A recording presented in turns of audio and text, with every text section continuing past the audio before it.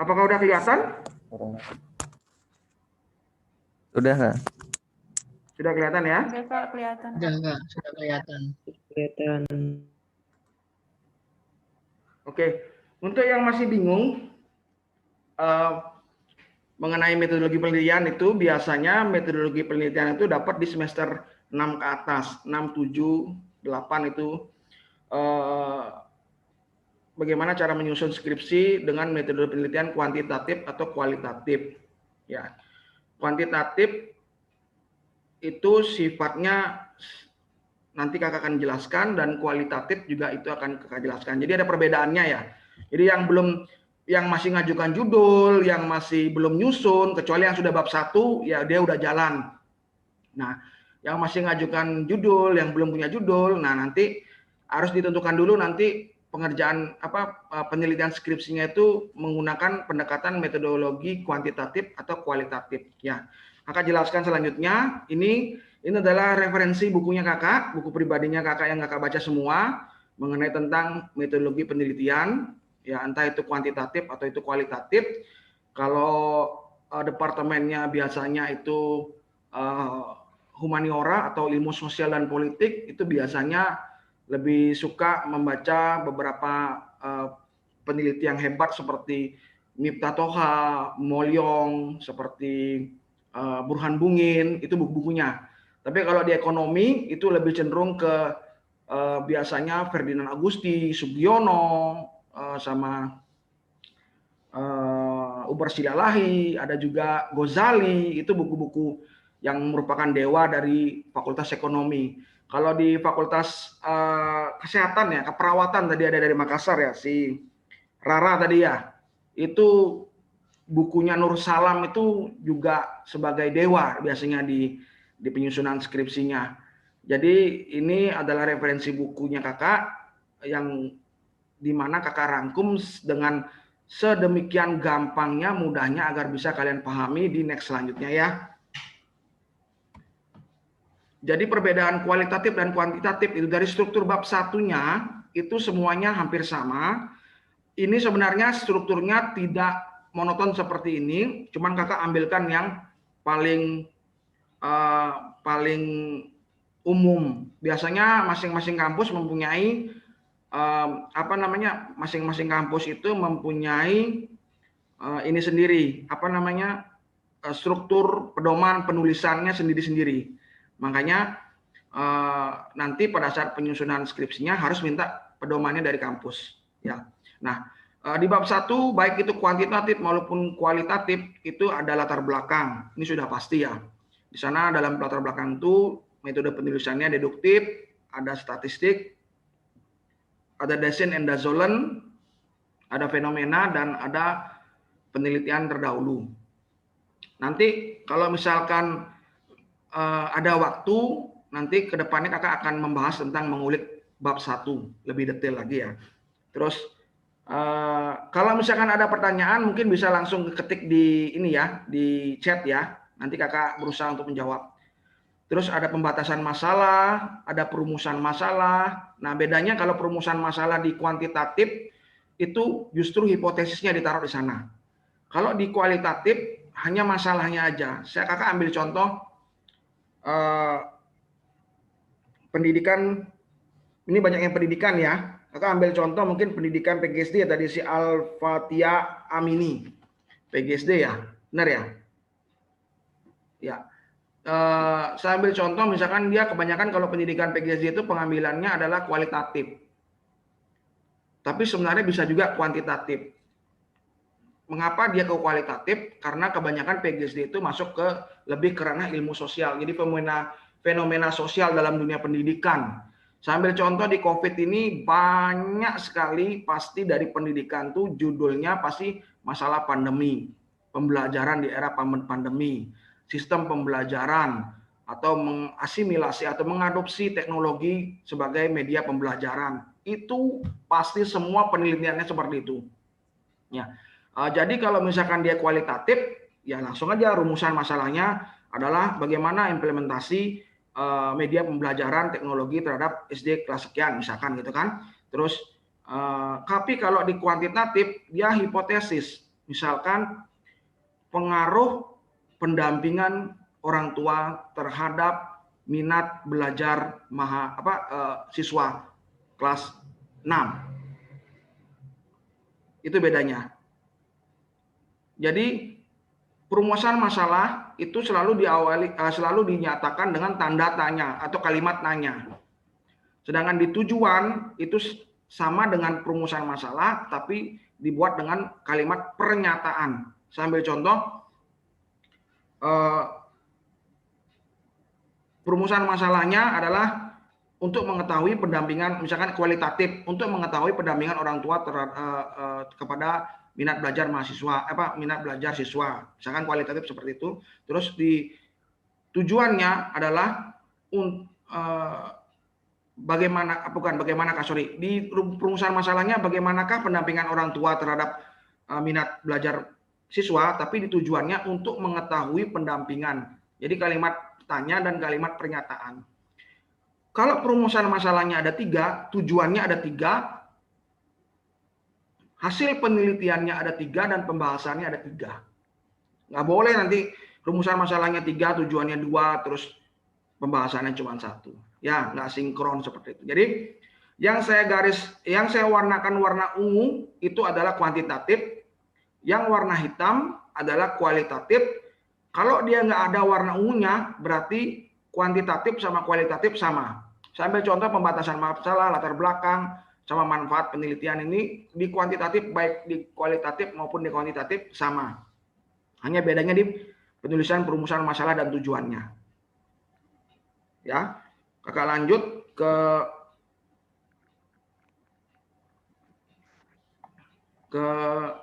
bab 2. Nah, di bab 2 itu sama seperti itu. Kalau ada tulisan ungunya, itu artinya dia kuantitatif. Ya, jadi ada penelitian sebelumnya. Ini strukturnya mungkin bisa di atas, bisa di bawah, terserah nanti dari kampusnya masing-masing ikutin pedomannya. Jadi penelitian sebelumnya itu adalah biasanya dibuat di di tabel gitu, penelitian sebelumnya seperti apa. Tapi bisa juga dinarasikan sebagai paragraf penelitiannya seperti apa.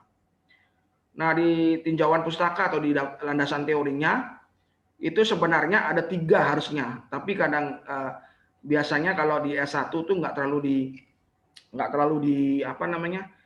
terpermasalahkan mengenai landasan teori. Jadi biasanya S1 langsung dia ke mikroteori, teori yang dipakai untuk dibedah.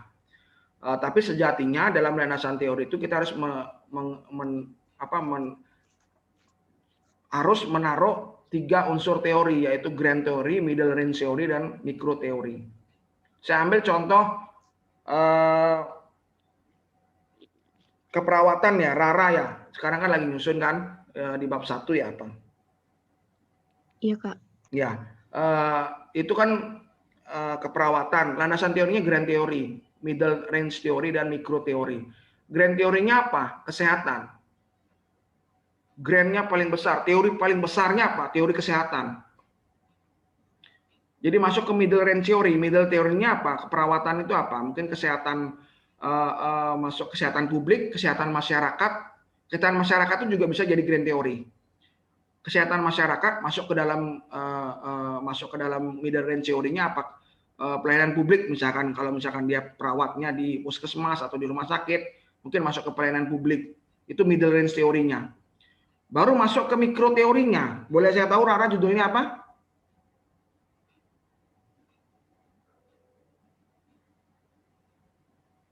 Rara judulnya apa? Rara masih di sini ya? Belum, Kak. Gimana? Halo. Begini, Kak. Masih dalam pengajuan, belum ada karena kami masih dipilihkan untuk 2 pilihan. Oke, ngajuinnya judulnya apa? Soal saya lupa, Kak. Oke. Oke. Jadi seperti yang saya bilang,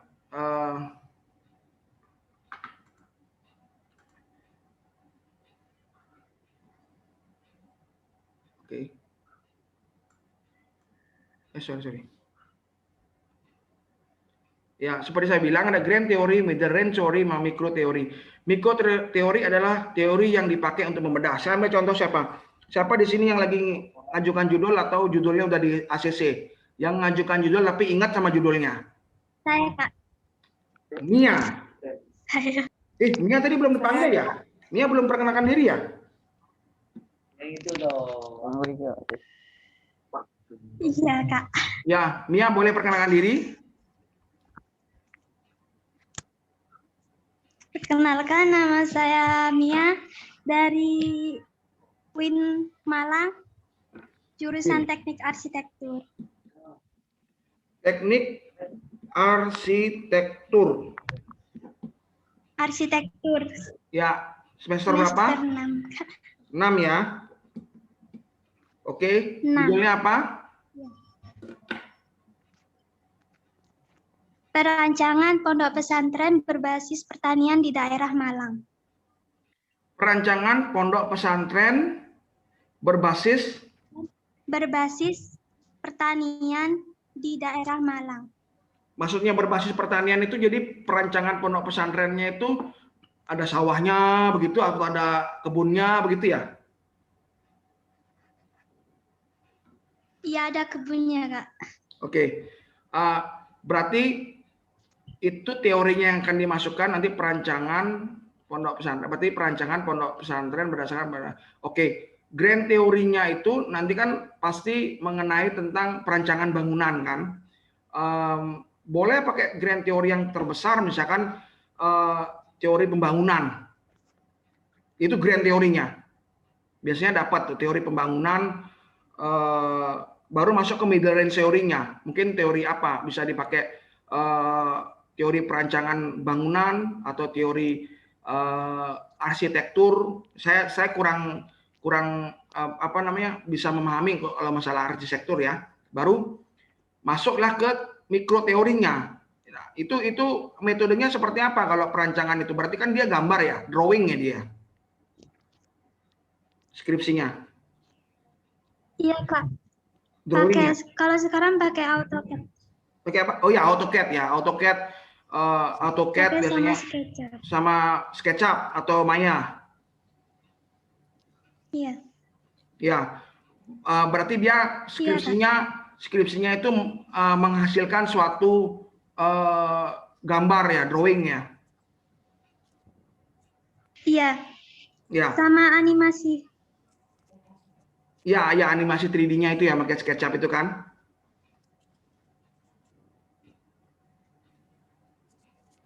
Oke, kalau Mia ini spesifik karena skripsinya dia itu menghasilkan gambar ya. Jadi grand teori, middle range teori sama mikro teorinya ini di mikro teorinya nggak masih belum nangkep apa mungkin mikro teorinya itu di situ masuk elemen-elemen apa saja yang harus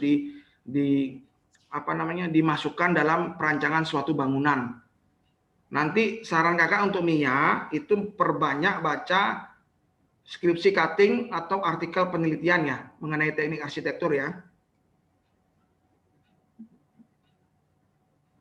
Ya, Kak, makasih. Terus ada lagi yang lain? Ya, saya, Kak. Oke, Khairul Mutakin. Tadi kamu belum memperkenalkan diri karena sinyalnya jelek. Silakan memperkenalkan diri. Iya, Pak. Oh ya, perkenalkan nama saya Khairul Mutakin dari UIN Semarang, jurusan Fisika. Oke, silakan. Sekarang ini apa? Lagi menjanjikan judul?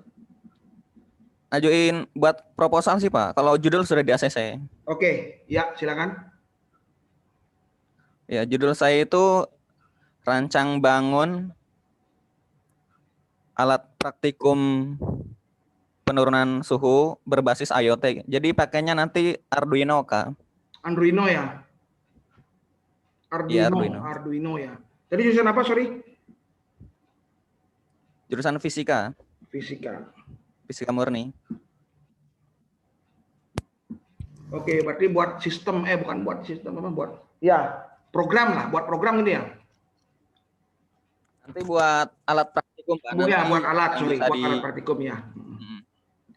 Nah, kalau sistemnya berarti kan itu R&D ya, research and development, meneliti dan mendevelop alat gitu ya. Biasanya memang kalau di landas, sebentar ya, sebentar aja. Iya kan?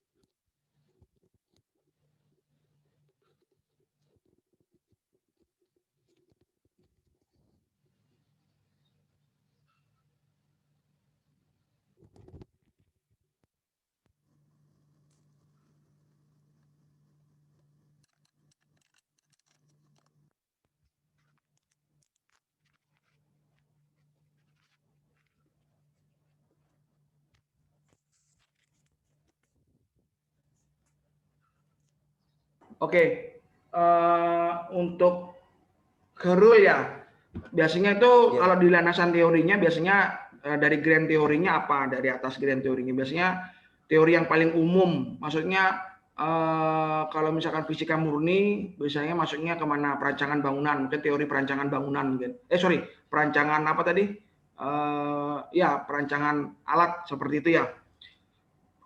Saran saya, karena saya juga bukan di bidangnya ke sana kimia murni, perbanyak baca artikel atau skripsi kakak tingkatnya, lihat teorinya dia pakai apa.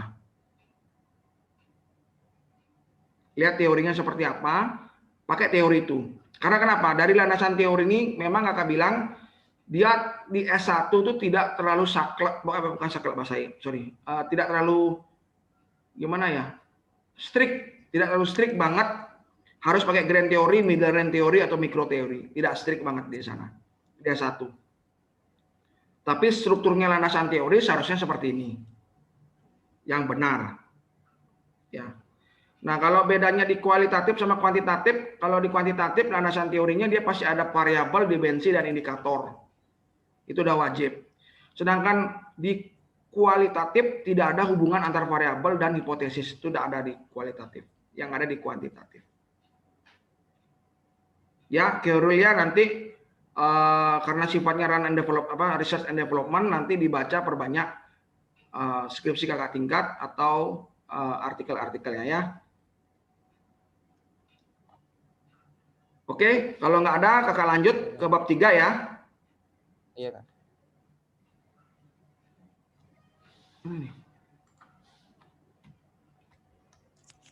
Oke, bab 3 itu justru istinya bab 3 itu adalah metode penelitian. Bab 3 itu metode penelitiannya adalah di mana lokasinya, desain penelitiannya itu seperti apa, kualitatif atau kuantitatif, jenis datanya itu apa, data primer, data sekunder, sumber datanya itu apa, sumber data primer, sumber data sekunder, populasi dan sampel, populasinya siapa, sampelnya siapa, bagaimana cara penarikan sampelnya, teknik pengambilan data, kalau misalkan kuantitatif seperti apa, tekniknya menggunakan kuesioner, sedangkan kalau kualitatif itu menggunakan wawancara.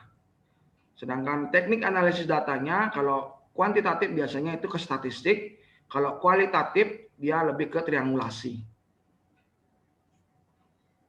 Ya, sementara seperti itu. Terus kalau nggak ada pertanyaan bab 3, kira-kira ada pertanyaan di bab 3? Kalau nggak ada, kayaknya lebih enak nanti deh next kakak kasih tahu ya. Kakak lanjut ke bab 4 dan bab 5 itu sama isinya, hasil dan pembahasan. Baik itu kualitatif, baik itu kuantitatif, sama hasilnya. Maksudnya sama strukturnya. Hasil dan pembahasan, kesimpulan dan saran. Ya. Oke. Kakak mau lanjut apa tidak? Sementara sampai di sini dulu, ada pertanyaan? Atau misalkan kakak lanjut, rencananya kalau kakak mau lanjut itu kakak mau lanjut ke sini.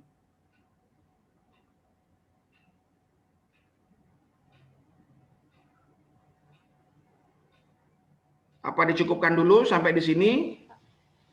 Lanjut, Kak. Lanjut, Kak.